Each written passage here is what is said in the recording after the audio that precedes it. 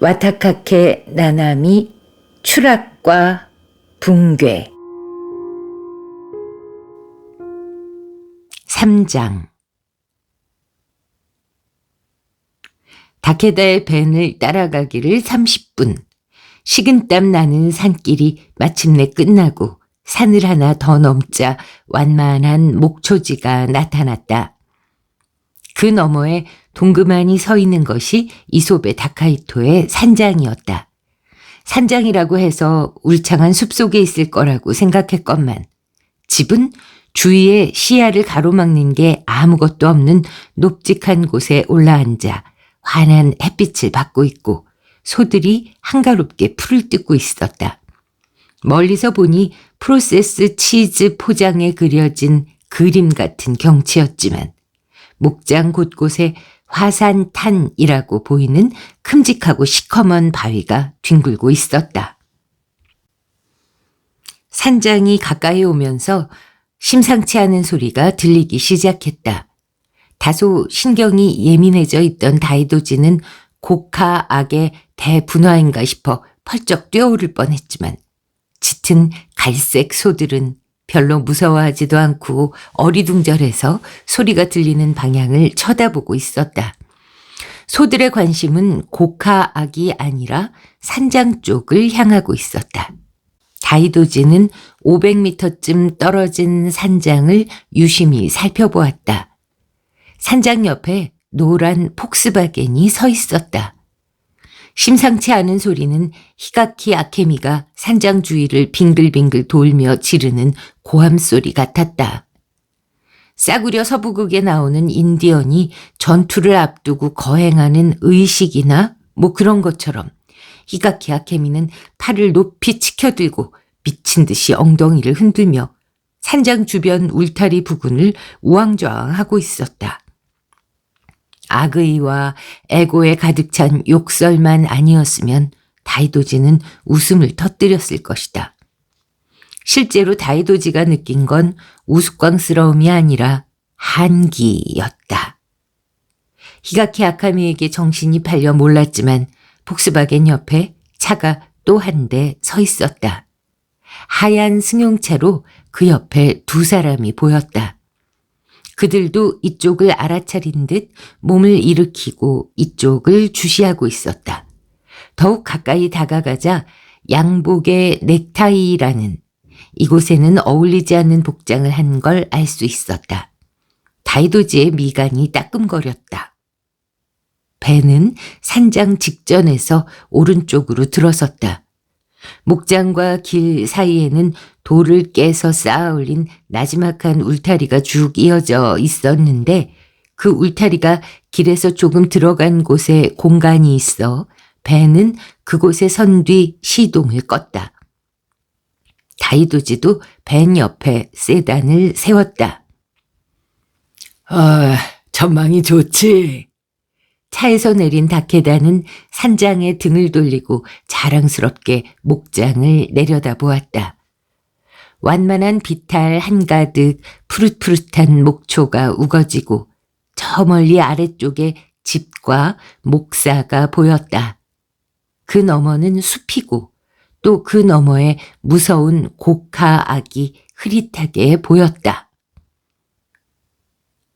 다케다 씨 목장입니까? 웬걸, 형 거야. 나는 도쿄에서 식품회사 다니다가 구조조정이라는 걸 당해서 말이지. 다이도지는 심히 동정했다. 몇 년 전 여름에 500명 넘는 입원 환자가 발생한 대형 식품회사의 집단 식중독 사건은 아직도 기억에 생생했다. 요즘 같은데 일자리 찾기도 쉽지 않고 말이지. 한편으론 형이 허리를 삐는 바람에 목장 일을 감당 못하게 됐거든. 형네 애는 아직 어리고 말이야. 독신인 내가 여기로 옮겨오는 게 서로한테 좋은 일이었던 거야. 이 목장 일이라는 게 뭐 떼돈 버는 일은 아니지만 도쿄에 아파트를 판 돈도 있어서 여기서 평범하게만 살면 뭐 돈도 별로 안 드니까. 끝내주게 맛있는 우유를 줄 테니까 이따가 아래쪽 집에 들르라고. 어? 내가 직접 짠 최고의 우유를 주지. 다케다는 느긋하게 얘기를 계속했지만 다이도지는 제정신이 아니었다. 뒤에서 히가키 아케미가 질러대는 소리가 끊일 줄 모르고 들려왔기 때문이다. 에이, 거참 시끄럽군. 내가 매일 빠짐없이 목장 주위를 둘러보는 걸 알 텐데 얼른 꺼지면 좋잖아. 다케다 다모스는 머리를 극적이고 산장으로 다가갔다. 이봐, 이 집에 손가락 하나만 대봐. 이번엔 가만 안 있을 줄 알아. 히스테릭하게 소리를 질러대던 아케미는 다케다 쪽으로 돌아섰다. 웃기지 마. 여긴 내 집이야. 그런데 죄 판자질을 해서 못질을 해놨으니 들어갈 수가 없잖아. 얼른 열어. 이 바보 자식아. 집주인이 댁을 들여놓지 말랬어. 다케다는 얼굴을 찌푸리며 대답했다. 아케미는 엉덩이에 손을 얹고 고압적으로 말했다. 댁은 바보야. 집주인이 나라고 하잖아. 유언이라는 건 몰라. 이소베 다카이토는 죽기 직전에 이 집을 나한테 남긴다고 했단 말이야. 죽기 직전에? 다이도지는 어이가 없어 혼잣말을 했다. 히가키 아케미는 자신의 주장이 받아들여졌다고 생각했는지 분명하게 고개를 끄덕였다. 그래, 뭐 불만 있어? 이소배 선생님은 사고로 그것도 아무도 없는 이 집에서 죽었어. 그런데 어떻게 누가 유언을 들었다는 거야? 이래서 머리 나쁜 녀석이 싫다는 거야. 전화라는 거 몰라? 죽은 토요일 밤에 이소배가 나한테 전화했단 말이야. 그러자 다케다가 몸을 뒤로 젖히고 웃음을 터뜨렸다. 말을 하면 할수록 뽀록 난다는 게 이런 거구만. 이봐, 여긴 전화가 없어. 일에 방해된다고 선생이 놓질 않았다고. 아케미는 십몇 초간 입을 다물고 있더니 고개를 쳐들고 말했다. 휴대전화야. 휴대전화. 이소배는 휴대전화가 있었잖아. 그러니까. 이 부근에는 휴대전화를 못 써. 한번 시험해 보시지 그래. 얼마 동안 입을 뻐끔거리던 히가키 아케미는 벼랑간 눈을 올려떴다. 좌우지간 유언장은 남아있어. 어딘가에 분명히 있다고. 이소배가 나한테 그렇게 약속을 했단 말이야. 댁이 뭐라고 하든 전화는 왔었어. 그러니까 유언장도 있다고. 유언장 같은 게 있을 리가 없잖아. 산장은 이미 대청소를 했다고. 있으면 벌써 발견을 했지. 오라, 네 놈이 버렸군. 히가키 아케미는 금세 미쳐 날뛰기 시작했다. 그런 거였어. 빌어먹을. 저번에 유언장을 찾으러 왔을 때도 말하면 너랑 그 심술궂은 조카가 버릴 거라고 생각해서 비밀로 했더니만 벌써 찾아냈던 거야. 그래서 그 조카한테 부탁받고 처분해버린 거지? 얼마 받았어? 응? 이 망할 자식이. 다케다는 어처구니가 없다는 듯 한숨을 쉬었다. 내가 왜 이소배 선생 재산에 관심을 가져야 하는데? 애초에 산장은 보시다시피 무너지기 일보 직전이고 머지않아 철거되겠지. 혹시 몰라서 말해두는데 이 땅은 우리 형 거야. 여기에 새로 산장을 세워 살겠다는 꿈은 안 꾸는 게 좋아. 아케미는 밉살스러운 듯 다케다를 노려보더니 이윽고 폭스바겐으로 성큼성큼 걸어가 시동을 걸었다. 다케다는 그것으로 아케미는 쫓아버렸다고 생각했는지 양복을 입은 두 남자를 미심쩍은 눈으로 돌아보았다. 그래서 댁들은 뭐고? 한 사람은 예순이 가까운 나이에 비쩍 말랐고 또 한 사람은 그보다 훨씬 젊은 20대 후반에 튼튼해 보이는 체격을 하고 있었다. 젊은 쪽이 우물쭈물 하더니 나이 많은 쪽을 올려다보았다. 다네무라 출판의 아오키 미스요시라고 합니다. 이쪽은 다네무라 고지입니다. 아오키라고 자기소개를 한 나이 많은 남자는 명함을 꺼내 다케다와 다이도지에게 한 장씩 주었다. 얼마 동안 그 모습을 멍청이 보고만 있던 다네무라 고지는 불현듯 명함을 찾아 여기저기 뒤지더니 그제야 차 안에 둔 가방이 생각난 듯 허둥지둥 명함 케이스를 꺼내와 두 사람에게 명함을 주었다. 나이에 비해 세상 물정에 익숙하지 않은 듯 심하게 긴장하며 어려워했다. 그래서 다네무라 출판분들이 무슨 일로 오셨나? 이쪽에 이솝의 다카이토 선생님이 저희 회사를 위해 집필하신 원고가 있을 겁니다. 그걸 가져가고 싶습니다만. 아오키는 온화하게 말했다. 다이도지와 다케다는 무심결에 얼굴을 마주 보았다. 그런 얘기는 못 들었는데 도쿄에 있는 조카분한테 허가는 받았겠지? 아오키는 정중하게 봉투를 꺼내 다케다에게 건넸다.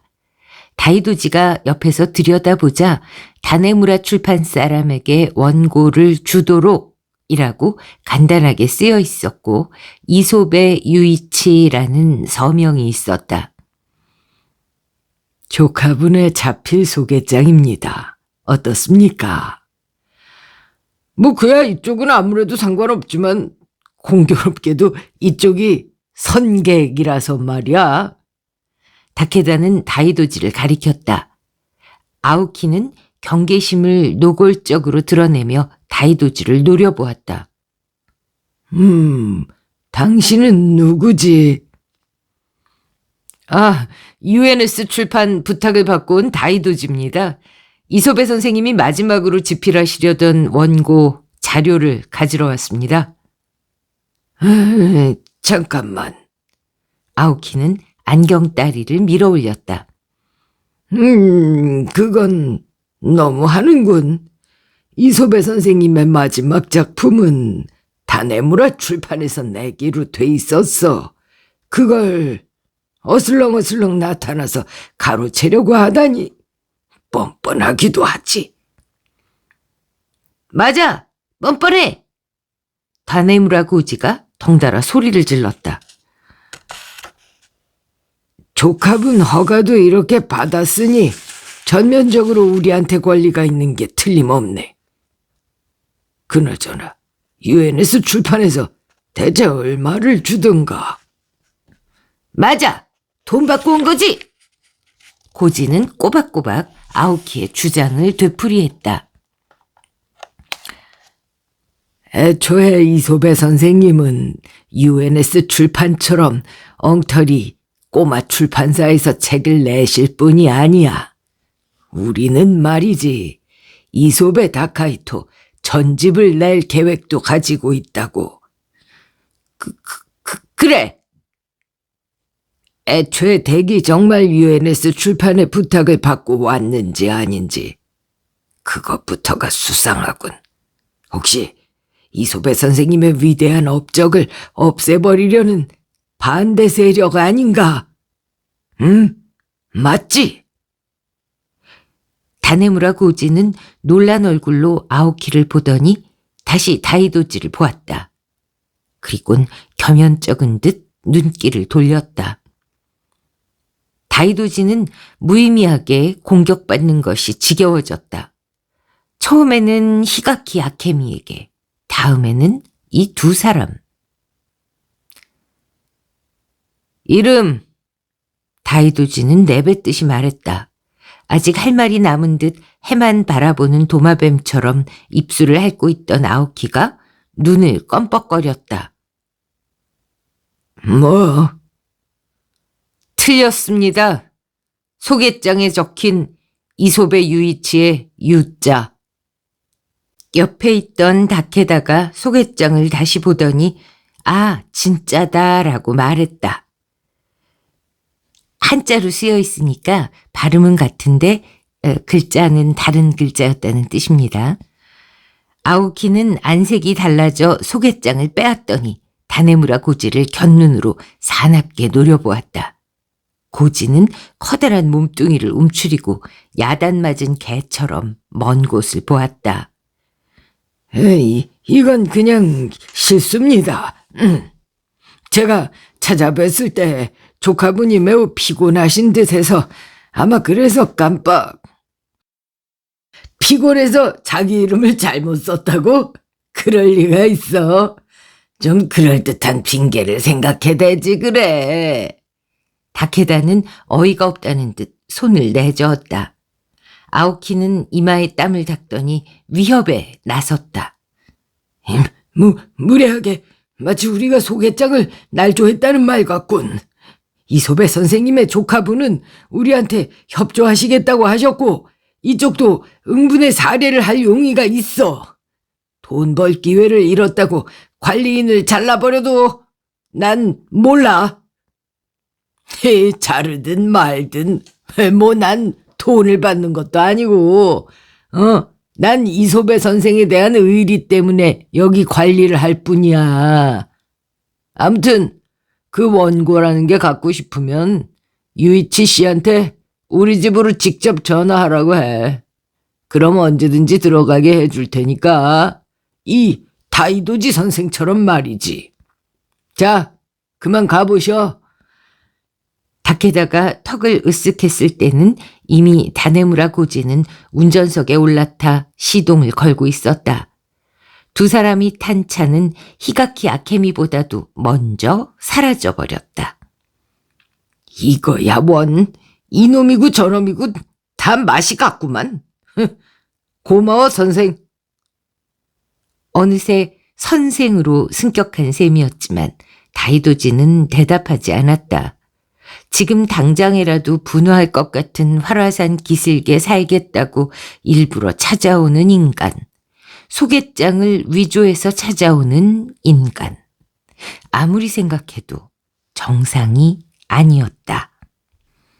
뭐 보물이라도 묻혀있나? 다이도지의 혼잣말에 다케다는 바지 뒷주머니에서 열쇠를 꺼내며 눈을 껌뻑거렸다. 보물? 이 산장에? 아무리. 그렇지 않다면 설명이 안 돼요. 그 제멋대로 그 히스테릭한 여자, 그렇게 번번이 억지를 쓰는 거 이상하잖아요? 일부러 소개장까지 위조하면서 원고를 가지러 왔다는 것도 설명이 안 되잖아요. 다케다는 묘한 눈초리로 다이도지를 보고는 어깨를 으쓱했다.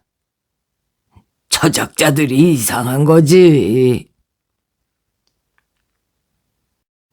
4장. 산장 현관에 서서 건물 전체를 둘러보자마자 다이도지도 다케다의 의견에 찬동할 수밖에 없었다. 몇 겹으로 두껍게 칠한 페인트 탓인지 멀리서는 아담하고 귀여운 집으로 보였건만 가까이 다가가니 아닌 게 아니라 심했다. 흰개미에게 먹힌 듯한 징후가 곳곳에 보이지. 널벽의 일부는 벗겨져 있지. 어쩐지 집도 기울어진 듯 했다. 문짝도 휘었는지 다케다는 벽에 발을 갖다 대고 있는 힘껏 문을 잡아당겼다. 이런 낡은 집에 보물? 아닌 게 아니라 있을성 싶지 않았다. 안으로 들어가니 곰팡내가 났다. 다케다는 신발을 벗고 들어가 곳곳에 창문을 열었다. 바깥쪽에 판자가 교차해서 못줄되어 있었기 때문에 여전히 어두웠지만 시원한 바람이 통하면서 습기와 냄새를 밖으로 실어내갔다. 그 히가키 아케미라는 여자가 못 들어가게 일부러 저렇게 해두신 겁니까? 거의 모든 창문에 판자가 못줄돼 있는 걸 보고 다이도지는 놀라서 물었다. 다케다는 고개를 흔들었다. 헤이, 아무리. 코카 아기 분화할 때를 대비한 거야. 이 집엔 덧문이라는 게 없어서 말이지. 지진이 일어난다든지 돌이 날아온다든지 그런 일이 없을 거라고 장담 못 하잖아. 누구 사는 사람이 있으면 이렇게까지는 안 하겠지만 나중에 깨진 유리 같은 거 치우기 싫으니까 만일을 위해서 이렇게 해둔 거야. 다이도지는 말없이 집안을 둘러보았다. 다케다는 창문뿐 아니라 집안도 말끔하게 정리한 모양이었다. 1층에는 부엌과 식당, 거실, 욕실이 있었는데 선반과 가구는 모두 텅텅 비어 있었다. 거실에 상자가 쌓여 있는 것을 보면 모두 그 안에 넣어버린 듯 했다. 살풍경해서 미안하지만 지진 때문에 떨어져 깨지기라도 해서 나중에 옥신각신하기 싫어서 말이야. 게다가 유이치 씨는 당분간 여기 올 마음이 없다면서 옷가지 같은 건 기부할 수 있는 건 기부하고 갖고 싶은 게 있으면은 가져도 된다고 했거든. 다른 사람도 아니고 이솝의 선생이니 말이지. 보물은 고사하고 책 말고는 죄쓰레기 같은 것밖에 없어. 예전에 우리 형 지휘 아래 이 인근 목축업자들이 축제를 한 적이 있거든. 그래서 똑같이 티셔츠를 맞췄는데 선생 그 티셔츠를 어찌나 좋아했던지 넉마가 될 때까지 입었지. 아, 그러고 보니 술집에서 만났을 때 입고 있었던 것도 어디 부록으로 딸려온 것 같은 티셔츠들 뿐이었어요. 다이도지 선생은 이솝의 선생하고 친했나? 다케다는 냉장고를 열며 말했다. 친했다고 할 정도는 아닙니다. 술집에서 몇 번 마주쳤을 뿐이니까요. 설마 이렇게 이솝의 선생님 일을 이어받는 신세가 될 줄은 그땐 몰랐고요. 그게 싫은 모양이구만. 찬 맥주를 건네주며 다케다가 말했다. 다이도지는 뜨끔했다. 싫은 정도는 아니지만요. 반강제로 떠맡은 일이라서 말이에요. 저로선 다네무라 출판이 대신 내줘도 상관없었는데요. 다케다는 단숨에 맥주를 마셔버리고는 웃으며 일어섰다. 냉장고에 마실 게 들어있어. 저녁 식사는 나중에 갖다 주도록 하지. 그럼 지금부터는 혼자 분투해보라고. 2시간 뒤 땀범벅이 된 다이도지는 휴식을 취하기로 했다. 샤워를 하고 트레이닝복으로 갈아입었다. 2층에는 방이 둘, 침실과 작업실이 있을 뿐이었다. 침대는 아마 이솝애가 쓰던 것이겠지만 빳빳하게 풀을 먹인 시트에 햇살 냄새가 나는 담요가 덮여 있어 조금도 신경 쓰이지 않았다. 일박용 작은 여행 가방을 침대 밑에 밀어넣고 작업실로 돌아갔다. 널찍한 방에는 뒤틀린 큰 책상과 의자가 놓여 있고 창문을 제외한 모든 벽에 붙박이 책꽂이가 설치되어 있었다. 그러나 여기도 텅텅 비어 있고 대신 바닥에 상자가 높다랗게 쌓여 있었다. 걸으면 바닥이 삐걱거렸다. 다이도지는 창문으로 다가갔다. 이솝애가 추락한 발코니로 통하는 창문이었다. 난간이 일부분 부서져 있었다. 조심조심 발코니로 나가 밑을 내려다보니 가느다란 철책이 붉은 저녁 노을 아래 흐릿하게 빛났다. 허겁지겁 눈을 돌려 고카악을 보았다. 히스테릭하고 제멋대로인 활화산이 지금은 고요했다. 목장에서는 한 어린아이가 소를 쫓아다니고 있었다. 다케다가의 아이가 틀림없었다. 다이도지는 방으로 돌아가 상자를 세어보았다. 확인을 끝내고 발코니 쪽에 쌓아둔 것이 20개쯤, 남은 것은 50개쯤 될까? 지금까지 다이도지가 얻은 수확이라고는 신문 스크랩이 잔뜩 들어있는 봉투뿐이었다. 보아하니 이솝에는 온갖 사건에 관심을 갖고 있었던 듯 신흥 종교 관련 폭행 살인 사건부터 방문 간호 서비스를 악용한 노인에게 푼돈을 뜯던 여자 사기꾼에 이르기까지 다이도지의 기억에 있는 거의 모든 사건의 기사를 잘라 봉투별로 분류해 두었다. 겉에 큼직하게 고양이라고 쓰인 봉투에는 다마 애묘가 연쇄 살인 사건의 기사가 들어있었다. 그 사건이 발각된 것은 3년 전 7월 10일 다마 강변의 창고를 철거하던 인부가 창고 옆 지면에서 인골로 보이는 뭔가를 발견했다. 철거 작업 중에 발생할 먼지를 막기 위해 호스로 물을 뿌리던 중이었는데 세찬 물줄기를 맞아 팬 흙에서 사람의 뼈가 드러난 것이었다. 경찰이 부근을 파헤치자 계속해서 인골이 나오고 또 나와 무려 6명의 유골과 고양이 10마리의 뼈가 발견되었다. 그 뒤로 6명의 신원이 판명되었는데 모두 다마지구에 사는 30에서 52살 사이의 주부로 5년 전부터 그 전해까지 행방불명되어 실종 신고가 접수된 상태였다. 행방을 알 수 없게 되었을 무렵 주부들이 가족이나 아는 사람에게 우리 고양이가 잡지에 실리게 됐다고 했다는 공통된 사실에서 매스컴은 다마 애묘가 연쇄살인 사건이라는 이름을 붙이고 대대적으로 다루었었다. 유골이 발견된 창고는 6년 전쯤부터 사용되지 않았다. 창고 소유주인 운송회사 사장이 빚쟁이에 쫓겨 주랭랑친 탓이었다. 창고는 제1채권자인 신용금고에 넘어갔으나 신용금고가 이 불량채권에 손대기도 전에 도산하는 바람에 여기저기로 돌려졌다.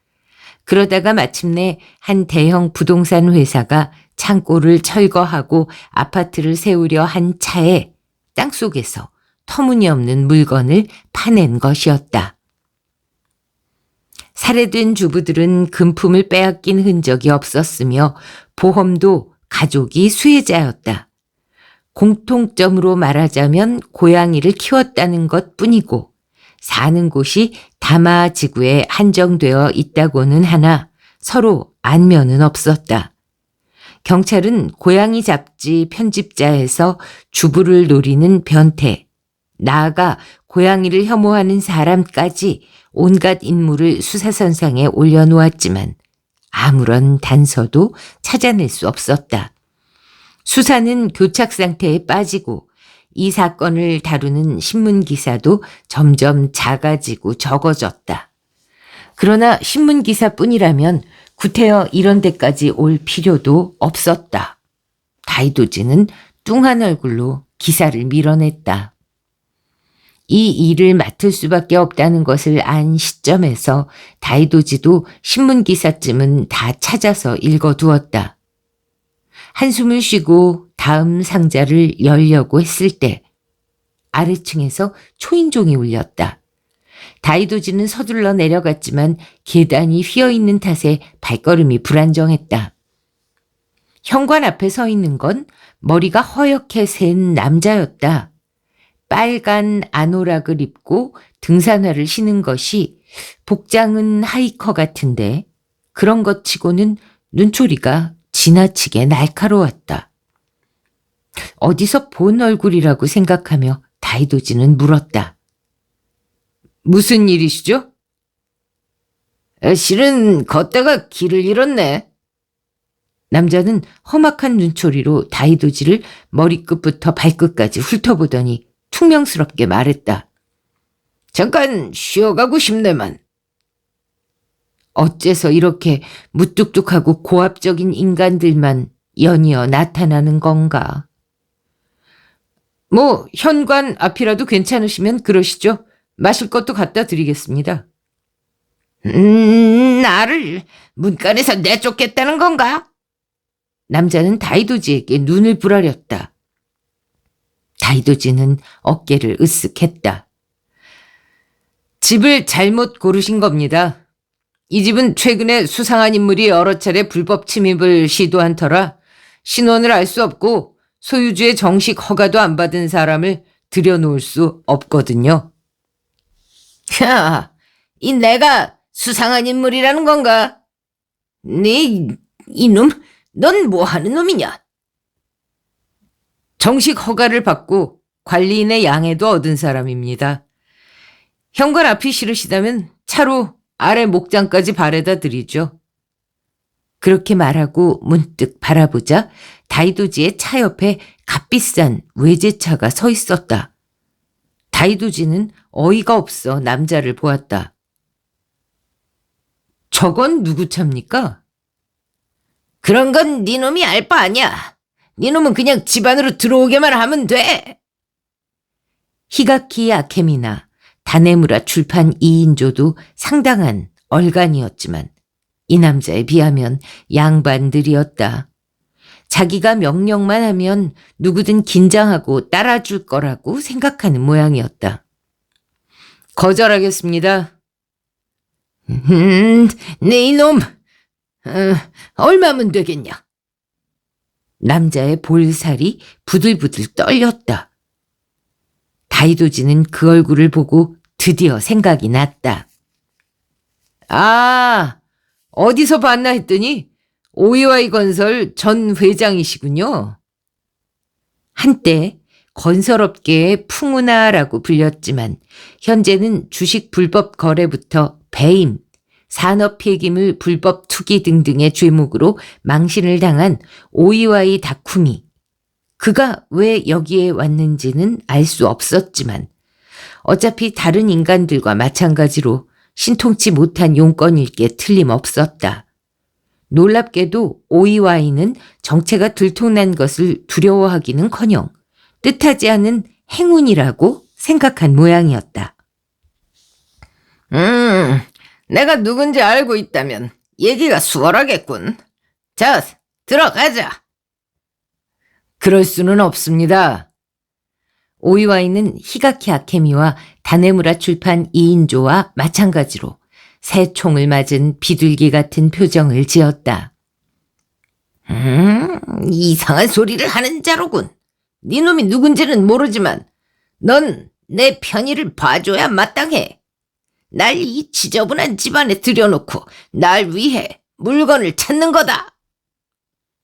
다이도지는 하마터면 히가키 아케미가 활용한 욕설의 일부를 입에 담을 뻔했다. 그러나 머리를 내젓고 혼신의 힘을 다해 문을 닫아 오이와이의 추악한 얼굴을 내몰았다. 역시 이 집에 보물이 있는 것이 틀림없었다. 다이도지는 초인종을 무시하고 2층으로 돌아가 넌더리를 치며 산더미처럼 쌓인 상자들을 바라보았다. 보물이건 뭐건 저런 자들을 꼬여들게 만드는 무언가가 이 안에 있다. 호기심이 간질거렸지만 귀찮음이 더 앞섰다. 더 이상 영문을 알 수 없는 인간들이 밀어닥치기 전에 어서 고양이 사건 자료를 챙겨 달아나야겠다. 다음 상자에 들어있는 것은 역시 신문기사 스크랩 무더기. 그 다음은 사전유였다. 혹시나 싶어서 전부 끌어냈다가 한 권씩 도로 집어넣다 보니 고지엔과 역순 고지엔 사이에 얇은 공책이 한 권 끼어 있었다. 고지엔은 일본어 사전을 말합니다. 표지를 넘겨보니 첫 장에 날짜가 갈겨 쓰여 있었다. 5월 20일. 이소베 다카이토가 죽기 2주 전이다. 다이도지는 의자에 앉아 그걸 읽기 시작했다. 5월 20일 일요일. 고양이 진전 없음. 자료 부족. 조사 부족. 할 가치가 있는지. 5월 21일 월요일. 종일 낮잠. 영 흥이 안 남. 22일 화요일. 내일 고카로 돌아가기로. 사장은 끈질김. 술집에서 기분 전환. 23일 수요일 고카로 돌아옴. 고양이 전면적으로 재검토하든지 그만둘 생각. 24일 목요일 대단하다. 가까운 데서 땡 잡았다. 오랜만에 보류 자료를 꺼내봄. 사회적 정의? 본질을 파악해야. 피해자 수 막대.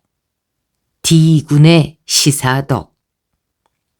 25일 금요일 입을 열게 할 방법을 모색 중.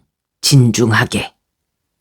26일 토요일 해결책은 술이었다.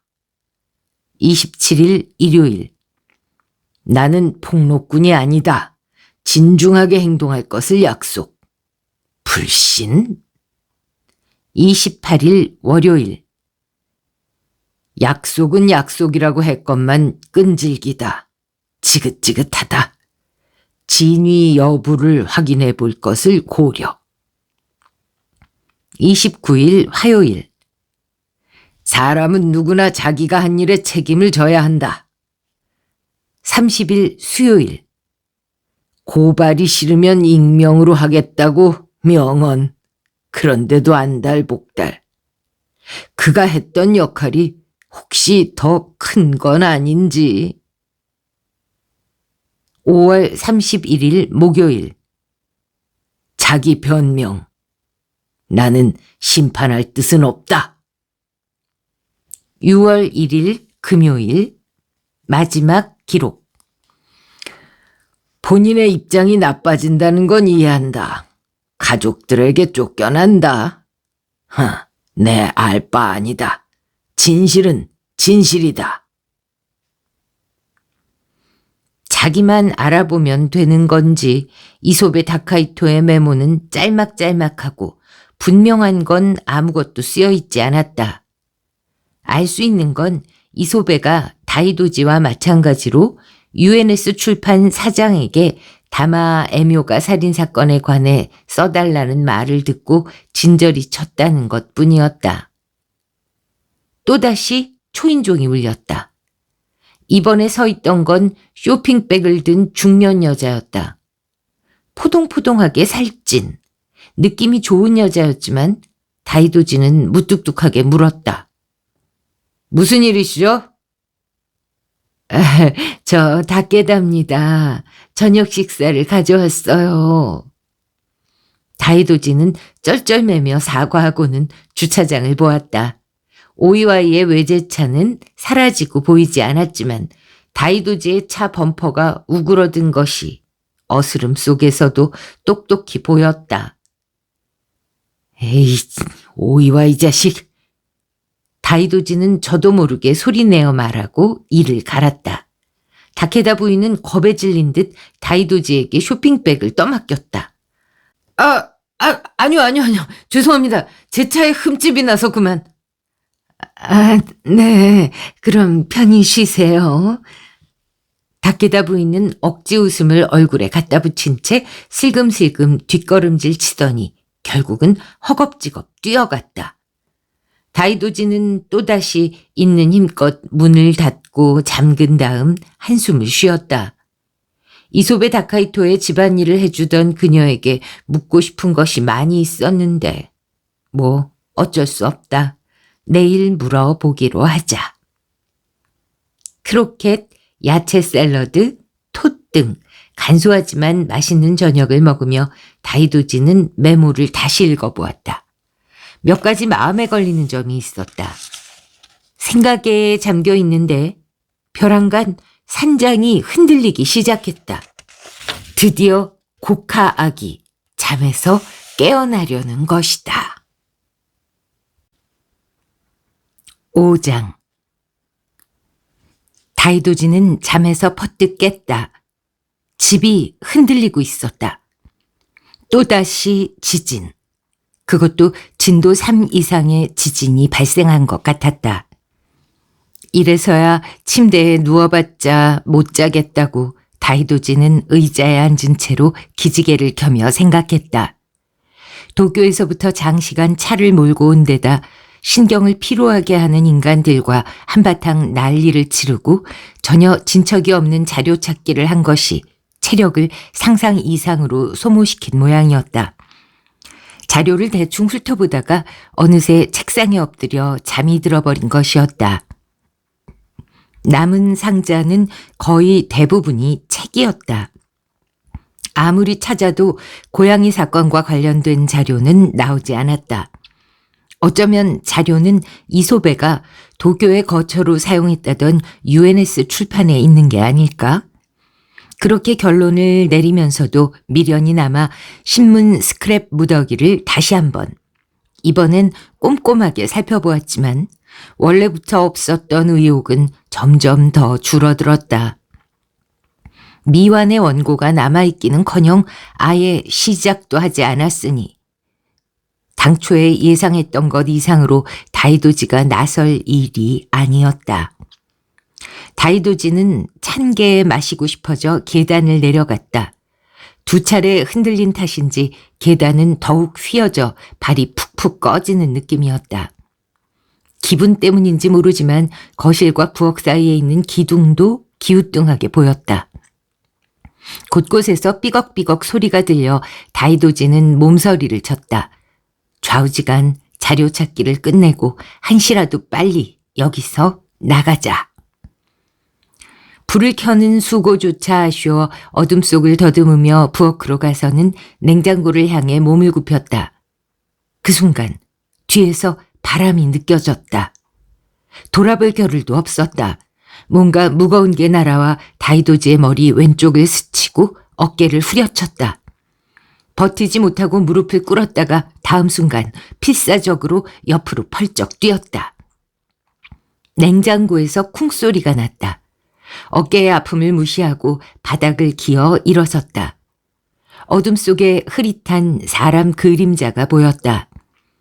그림자는 민첩하게 움직여 또다시 흉기를 휘둘렀다.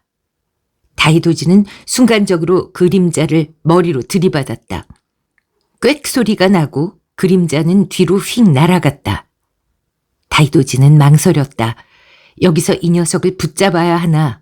아니면 우선 도망치고 볼 일인가? 어깨의 아픔이 심해졌다. 현관으로 갔지만 현관문 열기가 여간 힘든 게 아니라는 사실을 깜빡했다. 손잡이를 잡자마자 등 뒤에서 억누른 거친 숨소리가 들리고 눈앞에 뭔가 떨어졌다. 로프였다.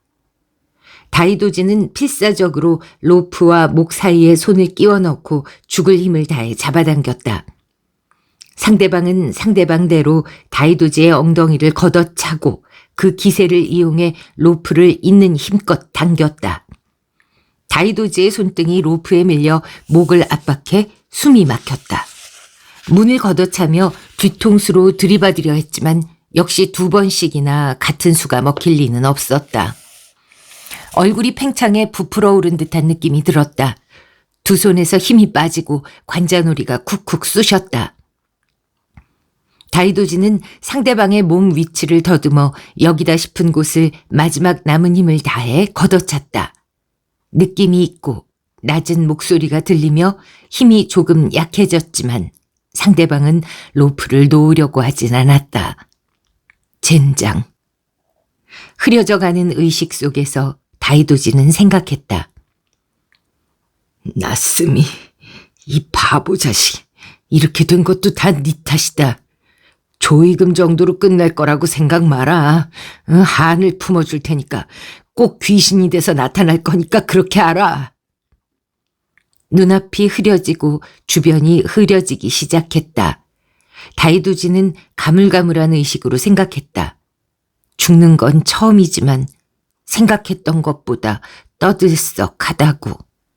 우직우직 지끈지끈 엄청난 소리가. 고함 소리가 들리고 다이도지는 몽롱한 의식으로 문을 들이받아 밖으로 굴러나왔다. 얼굴을 땅바닥에 쳐박고 그대로 몇 분은 정신을 잃었던 모양이었다.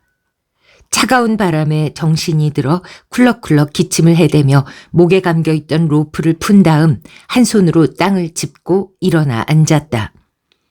일어서니 현기증이 났다. 그것이 현기증인지 지진인지 알 수 없는 채로 다이도지는 로프를 꽉 쥐고는 적과 대면할 생각으로 산장을 향해 돌아섰다. 그리고 자기 눈을 의심했다. 어둠 속에서도 현관 바로 옆 계단과 2층의 일부가 무너져 파편 무더기가 된 걸 알 수 있었다. 집 전체가 묘한 각도로 일그러져 틀만이 가까스로 남은 듯했다.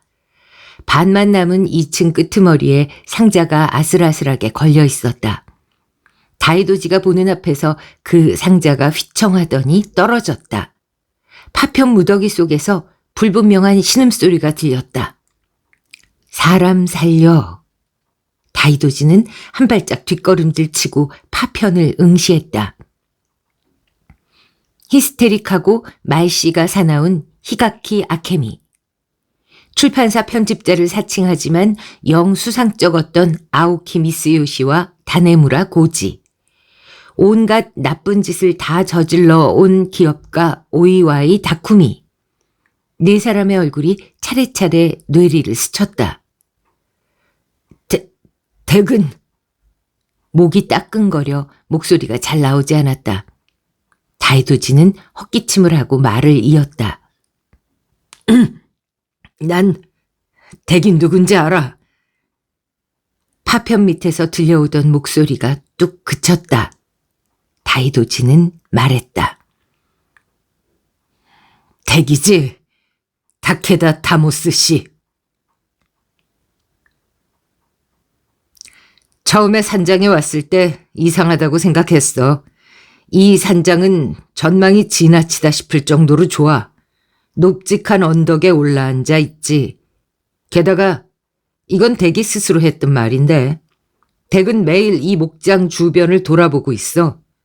소한테 요일이 있을 리 없고 매일이라고 하는 이상 토요일, 일요일도 돌아보지 않았겠어?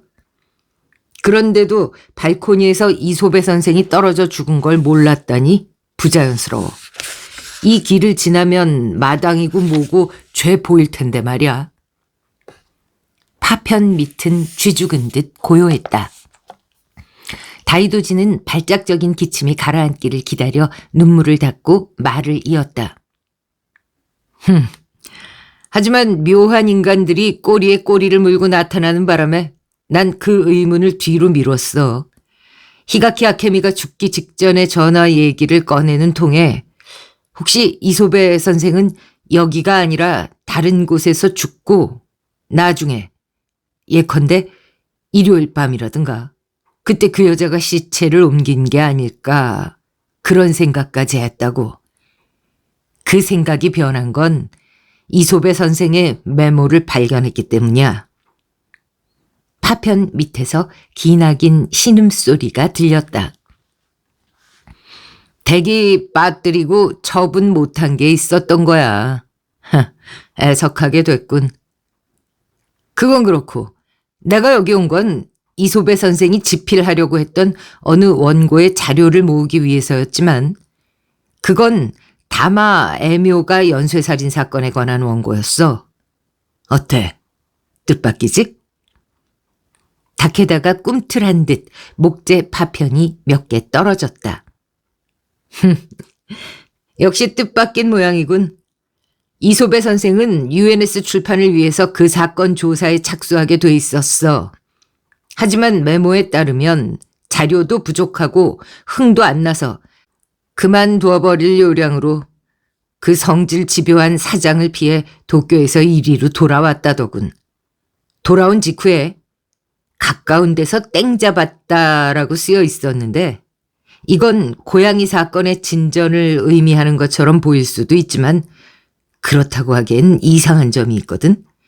선생은 거기에 관해서 오랜만에 보류 자료를 꺼내봤다라고 적어뒀는데 그때까지 사나흘 줄곧 고양이 사건만 생각했으면서 오랜만이라는 표현 낯설지? 보류 자료라는 것도 이상하고 저 상자에 그런 자료는 없었어.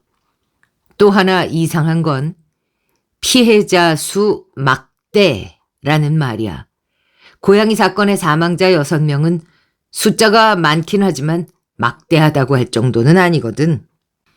자, 그럼 이솝의 선생은 가까운 데서 다른 사건의 관계자를 발견했다는 얘기를 하는 걸 거야.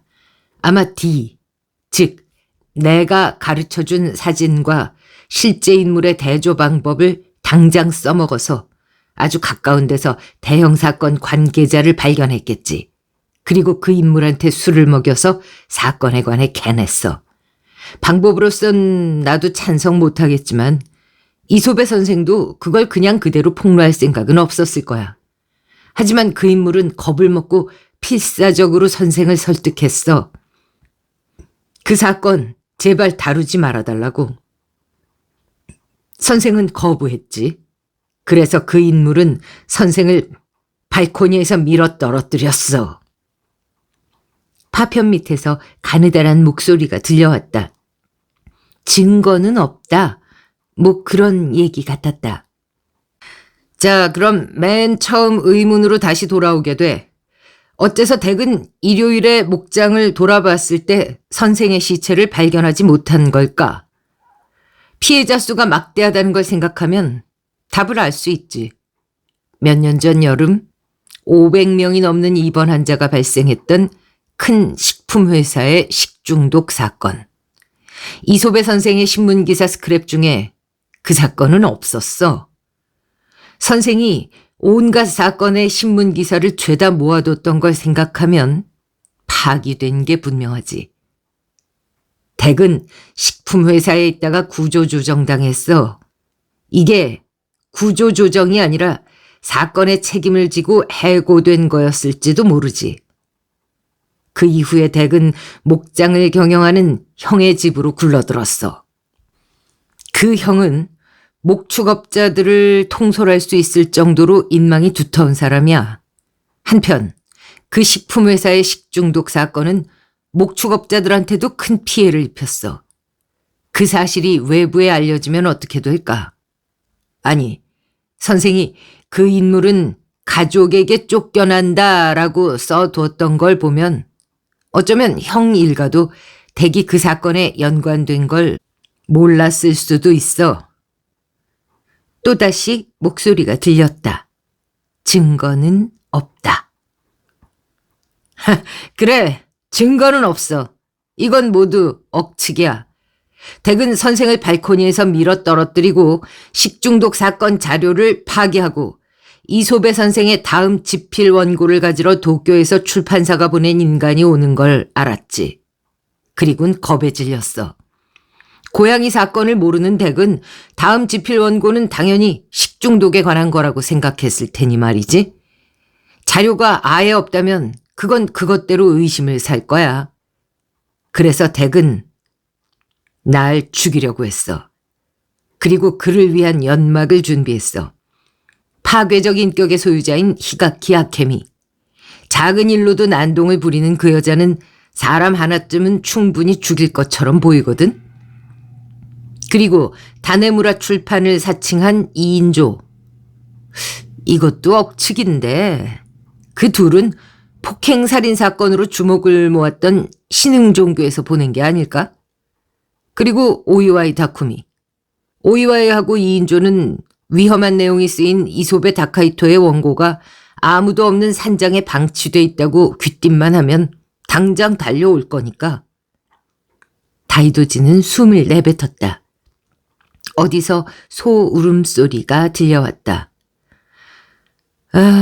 그 사람들은 모두 이상하게도 자기가 들어가겠다고만 하면 산장에 들어올 수 있다고 생각하는 것 같았어. 그걸 성격 탓으로 돌리기에는 우연이 너무 지나치지. 댁은 다이도지 케이를 죽인 용의자를 불러 모으기 위해 온갖 사건 관계자들한테 연락을 했어. 그때 자기 신분은 밝히지 않고 편의를 봐주겠다고 했던 거 아닐까? 이솝의 선생의 조카 이름을 다네무라 출판 인간들한테 가르쳐줬던 것도 댁이야. 안 그래? 증거는 없어. 파편 밑에 다케다 다무스는 쉰 목소리로 또렷하게 말했다. 다이도지는 고함을 쳤다. 그래.